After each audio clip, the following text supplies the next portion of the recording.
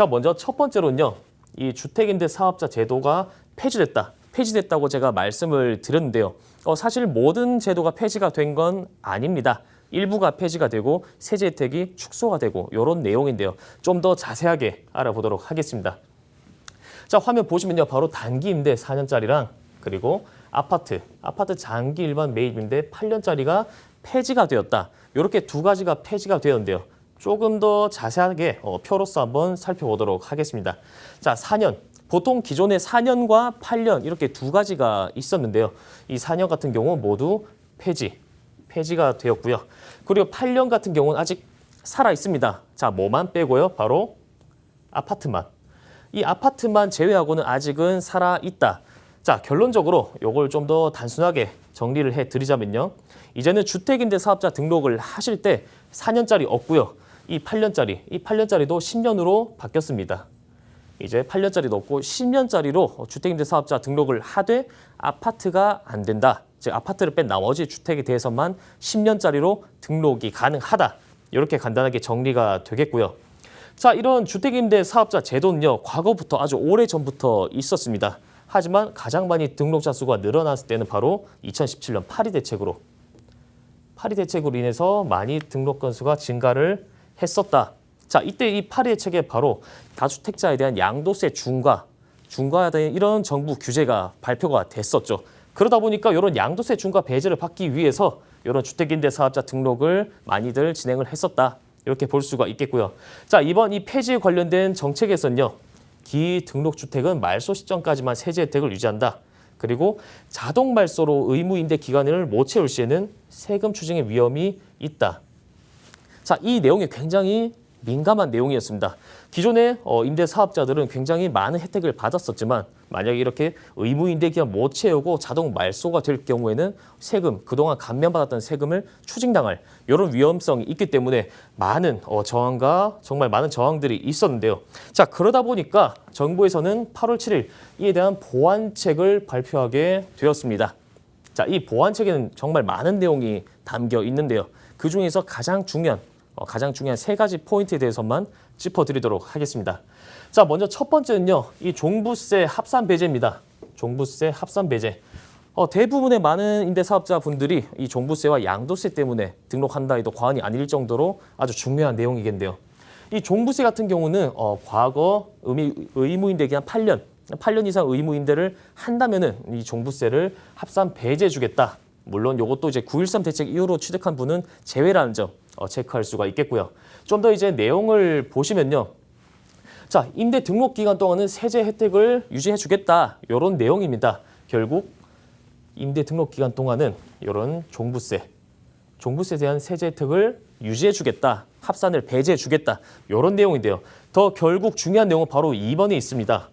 이렇게 자동 등록 말소하는 경우에는 추징을 면제해 주겠다. 이게 가장 중요한 내용이었는데요. 과거 이제 기존 임대 사업자들이 가장 리스크라고 생각했던 불공평하다고 생각했던 바로 그런 내용입니다. 자, 이 내용이 바로 의무 임대 기간이 경과하기 전에 이렇게 자진이나 자동 등록 말소하는 경우에도 그간 감면받은 세금, 종부세나 이런 내용들이죠. 추징하지 않겠다라는 내용이 포함이 됐었는데요. 여기서 한 가지 더 체크할 점은요. 이 재건축 재개발로 인한 내용인데요. 일반적으로 재건축이나 재개발이 진행이 될 때는 해당 주택은 멸실이 되죠. 멸실돼야지 새로운 주택 지을 수 있으니까요. 자, 이렇게 멸실이 될 때는 기존 임대사업자 등록을 했다 하더라도 말소가 됩니다. 자동적으로 말소가 되는데, 자, 이런 경우를 하더라도 추징하지 않겠다. 따라서 과거 굉장히 이제 예민했던 부분에 대해서 보완책을 내놨다. 이렇게 볼 수가 있겠고요. 자, 두 번째로는요, 바로 양도세 중과 배제라는 내용인데요. 이게 뭐냐? 이 다주택자에 대한 양도세 중과 내용이죠. 2주택자 같은 경우 10%, 3주택자 같은 경우에는 20%가 추가로 과세가 된다, 중과가 된다, 이런 내용이었는데요. 자, 이 내용도 동일합니다. 의무임대 기간 미충족 시에도 임대주택에 대한 양도세 중과를 배제해 주겠다. 자, 이런 내용인데요. 결국 좀 더 자세히 보시면요. 의무임대 기간을 충족하지 않고 그 해당 임대주택을 양도하고 매도하는 경우라 하더라도 다주택자에 대한 양도세 중과를 배제하겠다. 이런 보완책인 내용이다. 하지만 이 내용에는 단서가 달려 있습니다. 바로 1년이라는 시간. 1년이라는 시간이 적혀 있는데요. 이 자주임 말소의 경우 임대주택 등록 말소 후에 1년 이내, 그러니까 임대주택에 대한 등록이 말소되고 1년 이내에 해당 주택을 양도하는 경우에 한해서 배제해 주겠다. 또 한 가지 단서가 더 붙었습니다. 자, 이런 자진 등록 말소의 경우 의무 임대 기간 절반 이상, 2분의 1 이상 임대한 경우에만 해주겠다. 자, 그러니까 4년과 8년이 있으면요. 4년 같은 경우는 2년 이상 임대한 경우, 그리고 8년 같은 경우는 4년 이상 임대한 경우. 자, 이런 경우에 한해서만 이렇게 보완 조치를 적용하겠다. 자, 이런 내용 이해하실 수가 있겠고요. 자, 다음으로는요. 바로 거주주택 비과세입니다. 자, 이게 뭐냐? 내가 살고 있는 거주주택 말고 나머지 다른 주택들 다 임대주택으로 등록하면은 내가 살고 있는 주택 매도할 때 1가구 1주택 비과세 해주겠다. 이런 내용인데요. 자, 거의 동일합니다. 이 내용도 결국 의무임대기간 미충족 시에도 의무임대기간 충족하지 않더라도 양도세 비과세를 인정해 주겠다. 하지만 여기도 단서가 붙습니다. 5년입니다. 자, 결국 임대주택을 등록 말소한 후에 5년 이내에 본인이 살고 있는 집을 양도할 때는요. 1가구 1주택으로 봐서 양도세 비과세 혜택을 주겠다. 이런 내용으로 볼 수가 있겠는데요. 자, 기존에 이미 1가구 1주택 비과세를 받은 분들도 추징당하지 않는다라는 점, 추징당하지 않는다. 자, 이 내용도 마찬가지입니다. 자진 등록 말소의 경우 의무임대 기간 절반 이상 임대를 한 경우에 한해서 이런 분들에게만 이런 세제 혜택을 주겠다. 이렇게 볼 수가 있는데요. 자, 결국 이번 87 보완책에서는요. 기존에 임대 사업자들이 의무 임대 기간 때문에 팔지 못했던 그런 매물들이 있지 않습니까? 그런 매물들에 대해서 보완책을 당근을 제시하면서 물건 팔아라. 가지고 있지 말고 팔아라. 이런 시그널을 줬다. 볼 수가 있겠고요.